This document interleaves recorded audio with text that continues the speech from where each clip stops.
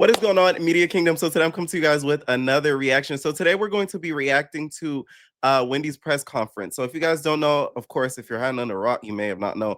Wendy Osefo from Real Housewives of Potomac has been arrested and her husband due to fraud charges. Before I didn't know all of the details. Now I'm getting to know all of the details.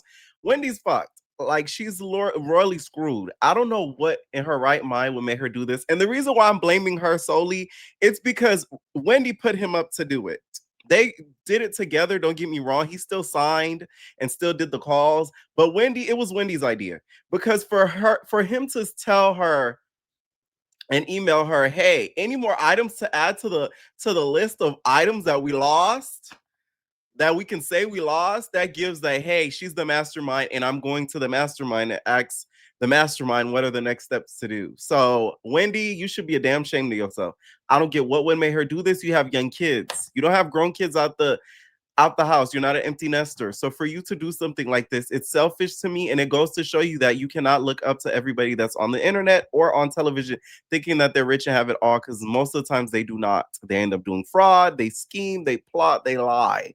I don't get why she did this. It still does not make sense to me at all. Because it's not like Bravo is not paying you a big check.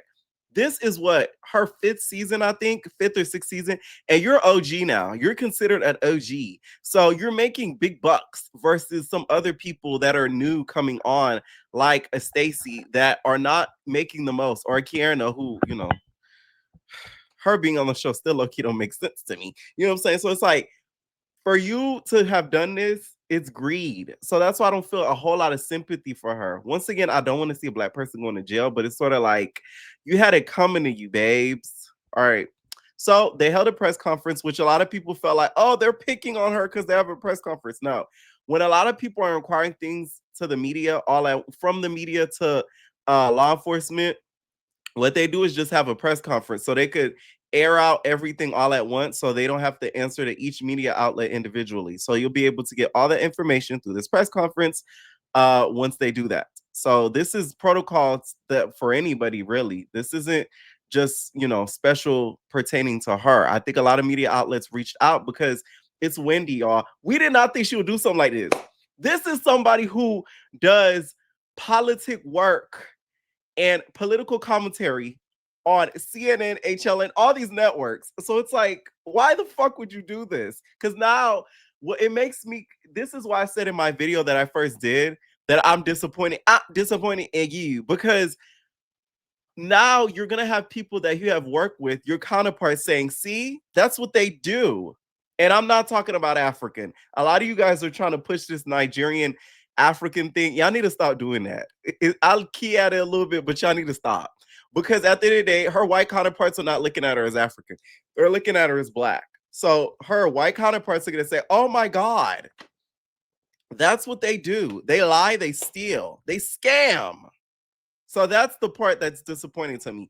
Not that I'm worried about what white people are going to think. It's the fact that we had somebody in a space with a lot of white counterparts that was able to speak on our behalf, and that person wasn't walking right. They were scheming. Okay. Indictment and arrest of Wendy and Edward Osefo of the 1900 block of Turnberry Court in Finksburg, Maryland. Both Wendy and Edward are reality actors in the series The Real Housewives of Reality actors goes crazy. Potomac, Maryland, which is filmed partially from their residence in Finksburg, Maryland, an hour away. On April 7th, 2024, at approximately 10:13 p.m., deputies responded to a residence in the 1900 block of Turnberry Court in Finksburg for a reported burglary. Edward Osefo called 911 to report the burglary. Edward and Wendy Osefo, both from Finksburg, live at that address, and they have 3 school-aged children.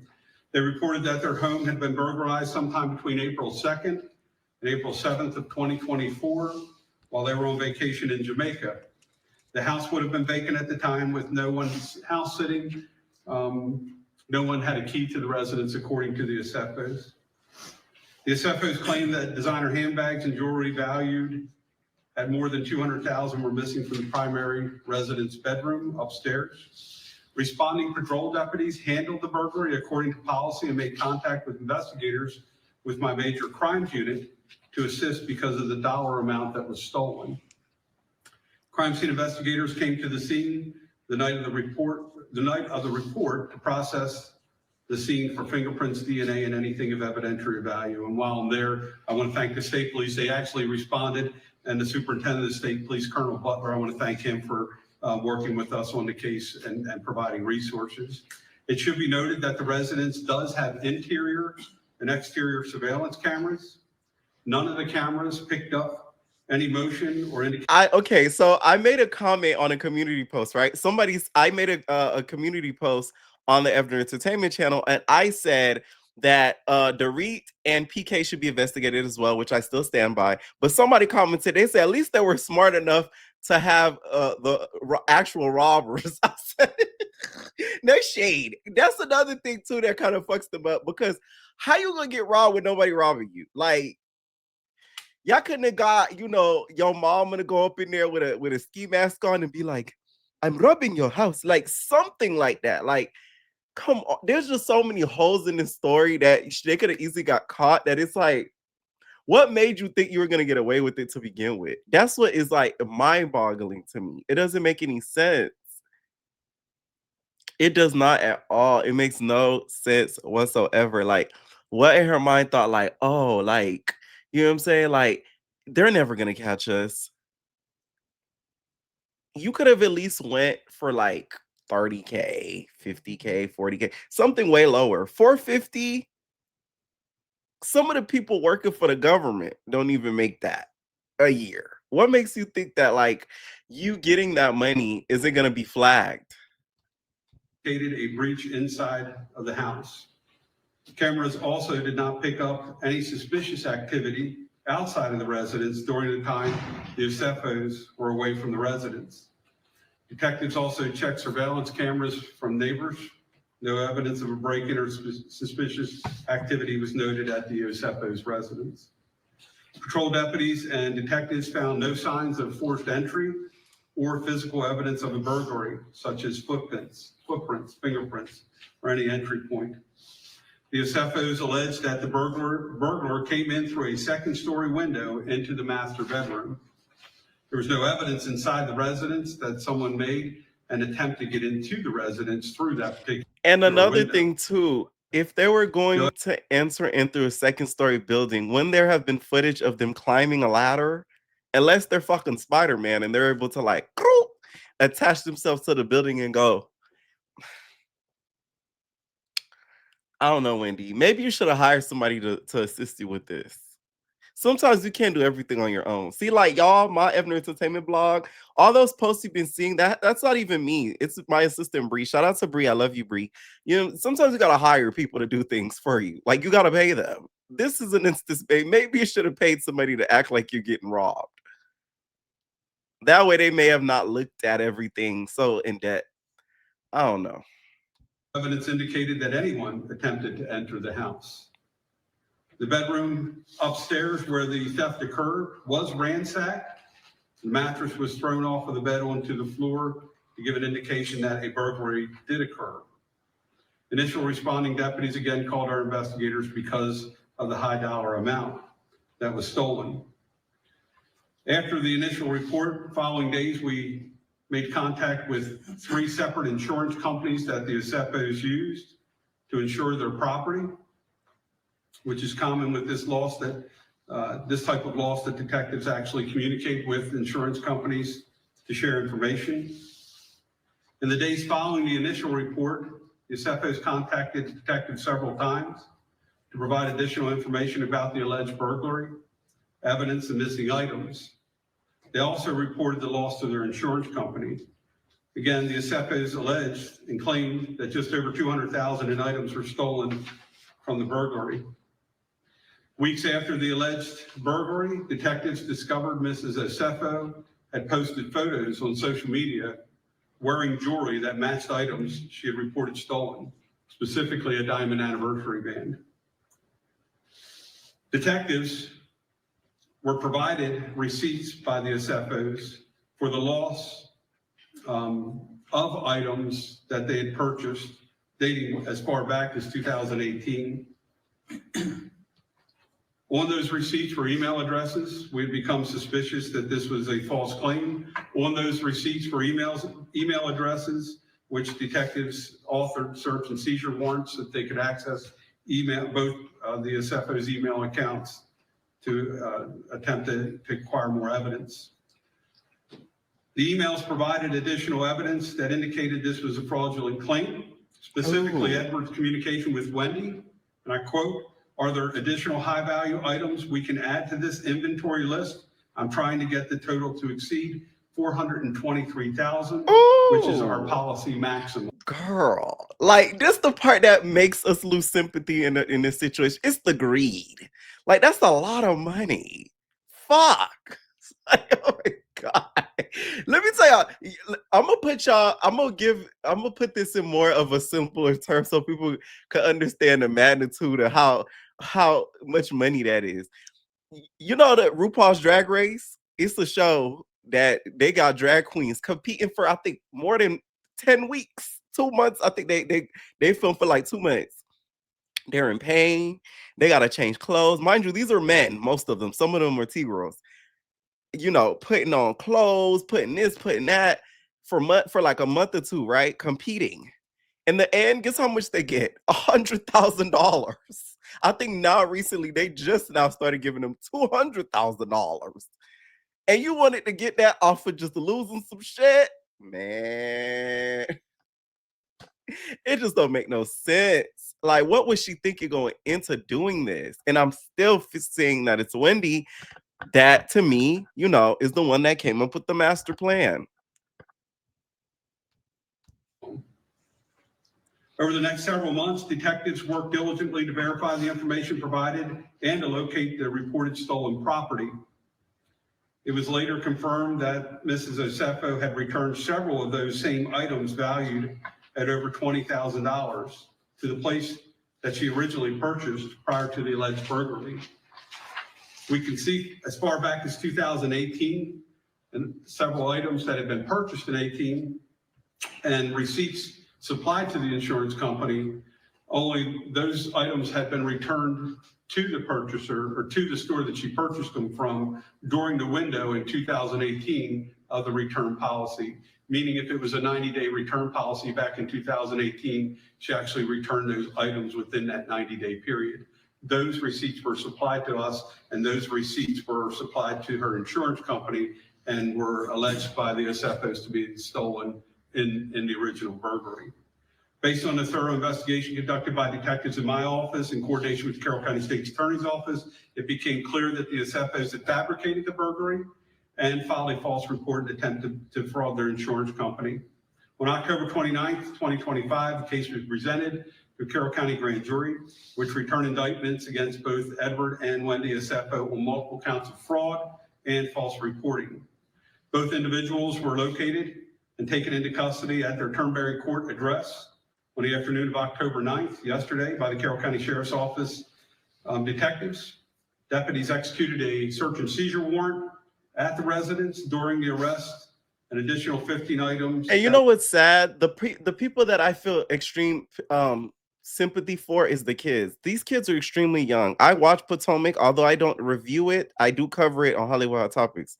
And they're young as fuck. They're not like, you know, high schoolers or something. Like, I believe one of them is like middle school to elementary and another one is super young. So it's like, and they have a third one. So it's like they're super, super young.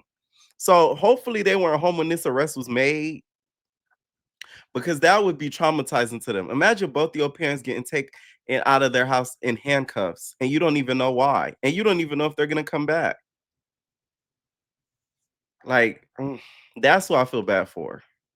Were believed to be reported stolen by the Osefos during the initial report were also located during that search and seizure warrant. Those items included jewelry and high-end handbags.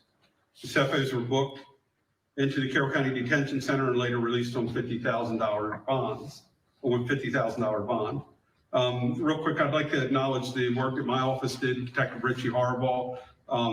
My detectives, they're just absolutely amazing. Richie's one of the finest detectives on the planet.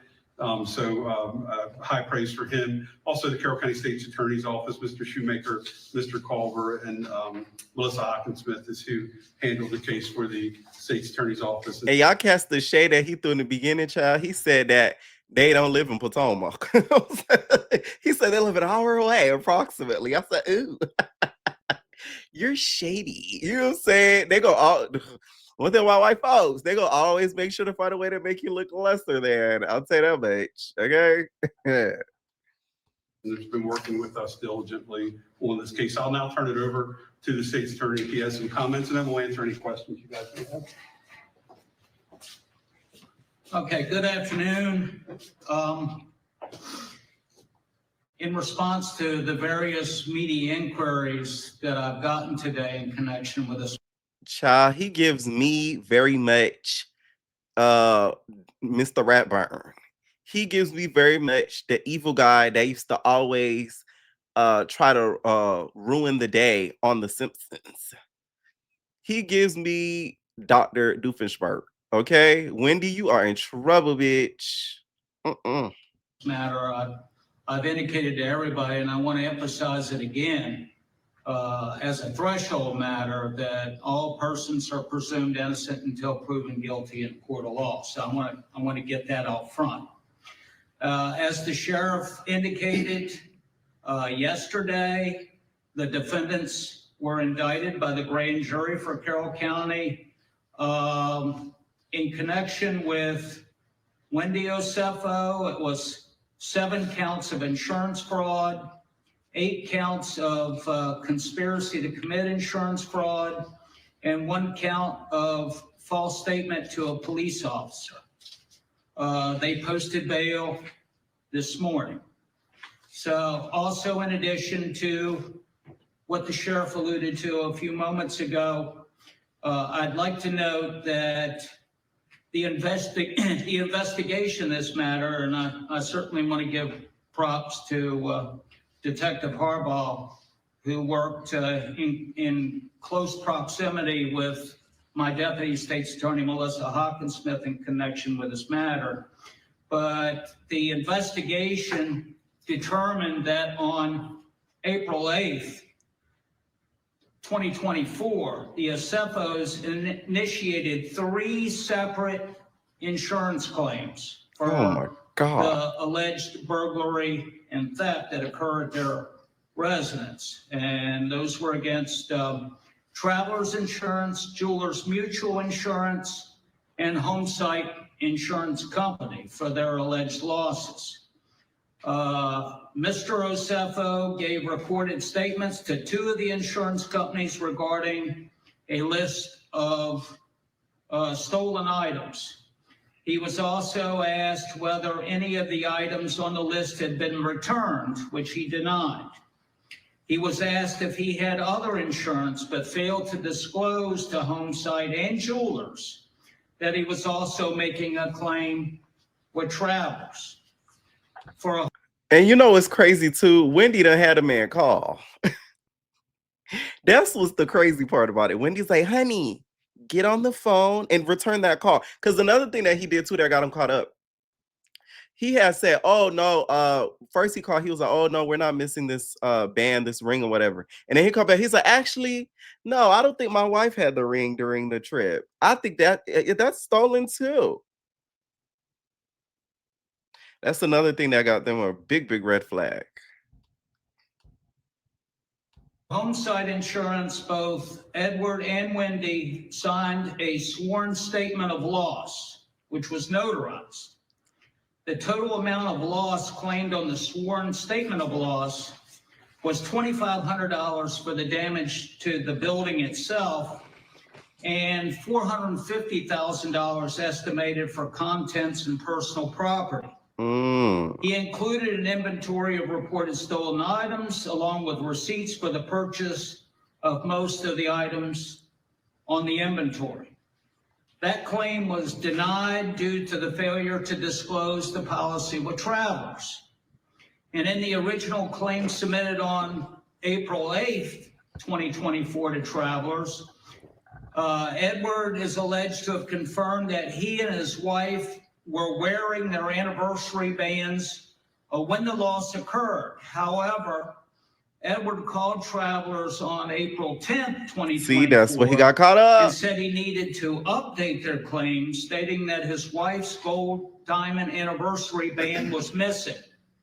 So that same day, Travelers settled the claim for $25,380, which included the replacement price of the band, which was $4,500. After the initial reported claim on April 11th, both Wendy and Edward signed and submitted letters to Jewelers Mutual claiming the burglary occurred and items were reported stolen.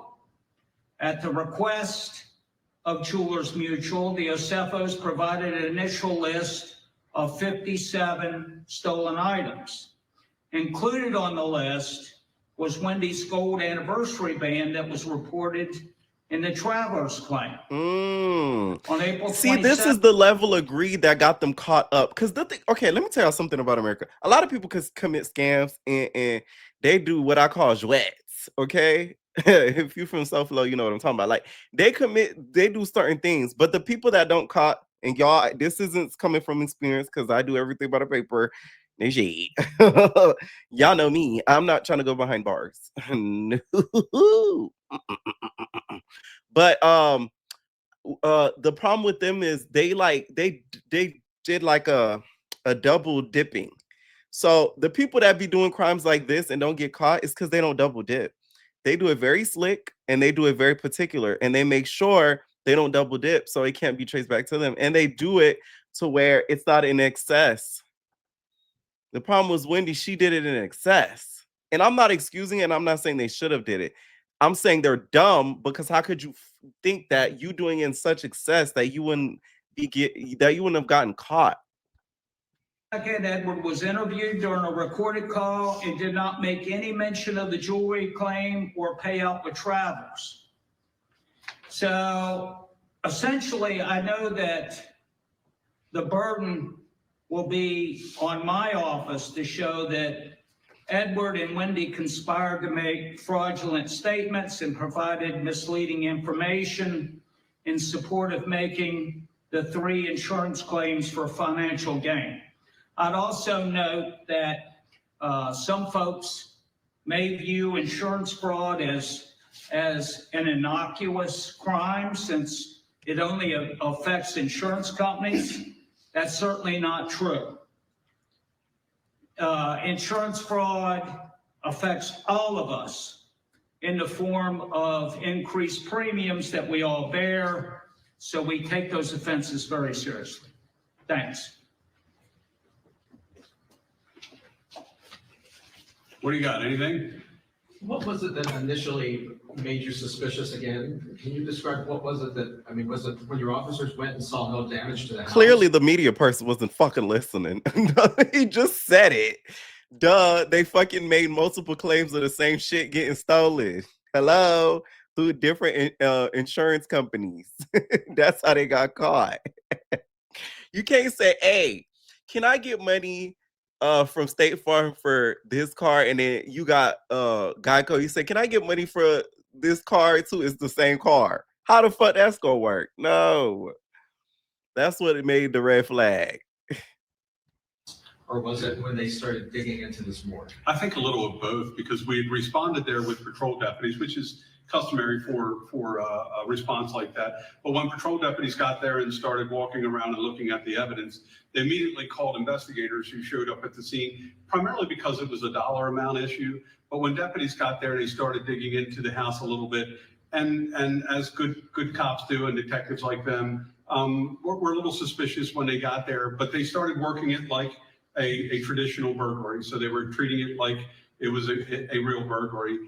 As they started to navigate the next couple of weeks, starting to speak with the insurance companies and share information, they became more suspicious that this may be a fraudulent claim or a fabricated incident. But it was really when a couple of weeks later they saw some of they specifically the ring that the state attorney mentions, the diamond wedding band that they observed in a social media post. That is when they started realizing that this was likely a fabricated burglary or a false insurance claim. Is it common that a burglar would enter a second floor bedroom window? I don't think there's commonalities anywhere, but I think in answer to your question, I've seen this particular residence. It would be extraordinarily difficult to get up to that second story and go through a bathroom off of the master bedroom to get into the residence. If a burglar knew exactly what they were looking for, they would have just kicked in the front door or found another entry point, path of least resistance, and that certainly wasn't the path of least resistance to get in there. There was really nothing that indicated around the window that anybody had come into the residence. We did note that the grass had just recently been cut. My detectives actually traveled up the side, walked out on the roof, and walked back into the bathroom, only to track stuff inside into the bathroom, asphalt from their shoes or debris. And I'm pretty sure the burglar didn't take a broom and clean up after themselves if they in fact tossed Damn the it, room. Wendy. Oh my God. Wendy. Oh my God. I'm sorry for laughing. This isn't funny, y'all. It's really not funny, but it's like, I just don't get how you could think you're not going to get caught doing something like this. I'm sorry. Like, ain't no little thing either. That's a lot of money. Like was staged during the burglary. So, a lot of those things just we picked up on, but again, we treated it like it was a burglary and followed the evidence until we found out that this was likely a false report. So I was trying to understand how much of these items they collected on. Like, did they collect double, twice from the insurance company and from the stores? I believe that's the case. Okay. I believe they tried to file claims with there were 3 separate insurance companies that they used to insure specific items, and I believe they tried to claim specifically the diamond wedding band twice. They did get paid out, as the state attorney said, for the diamond wedding band, which was a little over $25,000. We believe we have that diamond wedding band after we executed the search and seizure warrant yesterday. What? Okay, and we're gonna end it there, you guys. Let me know what you guys think about this whole situation. Have you known anybody that has gotten in trouble for home insurance fraud? It's something that happens a lot more than people may think. Once again, I still just feel bad for the kids because they're innocent in all this. They didn't ask for stuff like this, and now they're in a situation where they may be losing both of their parents. Hopefully, not both of them at once, and we get it to reach the situation where they give one parent, whatever amount of years or time, and then another parent the other amount of years or time. Okay, let me know what you guys think down below about this video, you guys. Media Kingdom, once again, stay tuned for some more reactions. If you're not subscribed to the channel, please do down below. Please make sure to like, share, and we're out, y'all.